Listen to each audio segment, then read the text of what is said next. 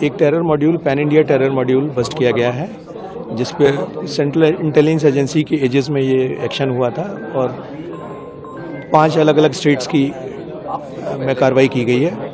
State की police और ATS ने पूरा इसमें हमारा सहयोग किया, उनके साथ जॉइंट ऑपरेशन हुआ है। ये इसमें 5 लोगों को अरेस्ट किया गया है। एक दानिश, असरार दानिश, ये रहने वाला है रांची का, ये इसका सेंट्रल कैरेक्टर था।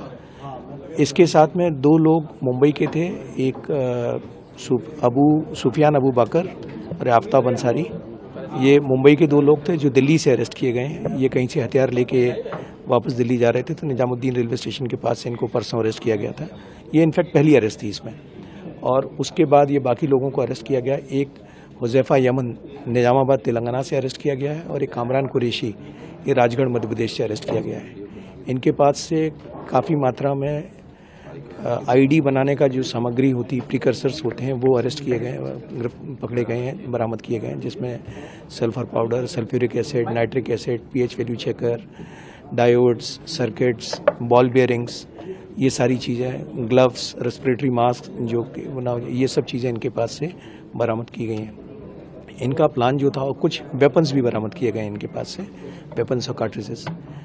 इनका प्लान 2 फोल्ड था। पहला कि इनको एक खिलाफत स्टाइल का एक ग्रुप तैयार करना था, और जिसकी अपनी एक छोटी सी लैंड होती है, उसके कुछ रिक्रूटेड लड़के होते हैं, उनकी अपनी टीम होती है, जिसे लश्कर कहते हैं।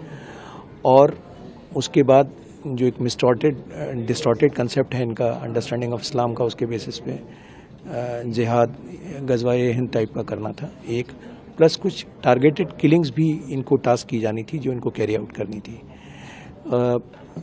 हमारी टीम, जिसको डीसीपी अमित कौशिक और एसीपी हृदय भूषण लीड कर रहे थे, इसमें 5-6 महीने से काम कर रहे थे, और कोऑर्डिनेटेड तरीके से 11 जगह, एक कोऑर्डिनेशन में 11 टीम्स हमारी जो है, अलग अलग टीम्स अलग अलग जगह काम करके इसमें 11 लोग पिक किए गए थे, जिसमें से 5 की अभी अरेस्ट की है, बाकी लोगों की अभी जांच चल रही है। सर, आउटसाइड इंडिया के इनके लिंक्स मिले हैं, और कहां से? इनका जो दानिश, असरार दानिश है, इसका जो हैंडलर था वो पाक बैग्ड हैंडलर है, बट उसकी एग्जैक्ट लोकेशन कहाँ पर है, क्या है, वो मैटर ऑफ इन्वेस्टिगेशन है।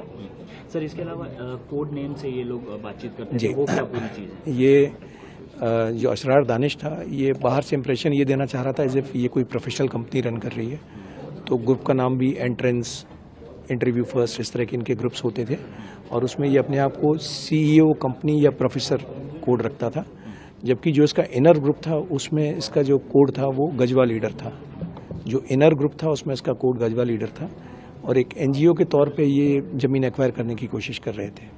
तो क्या सर और लोग इस गैंग में, इस मॉड्यूल में शामिल हैं जिनकी अरेस्ट? मैटर ऑफ इन्वेस्टिगेशन है, जो होगा आपसे शेयर करेंगे। सर, एक आखिरी सवाल ये कि सर, ये जो तमाम सामान बरामद हुआ है, क्या ये वाकई में आईडी बनाने के लिए इस्तेमाल होना था, और क्या इसके बारे में क्या कहें? देखिए, ये जिस तरह का सामान है उसका अमूमन इस्तेमाल खासकर बॉल बियरिंग स्प्लिंटर के तौर पर इस्तेमाल करते हैं किसी भी आईडी में।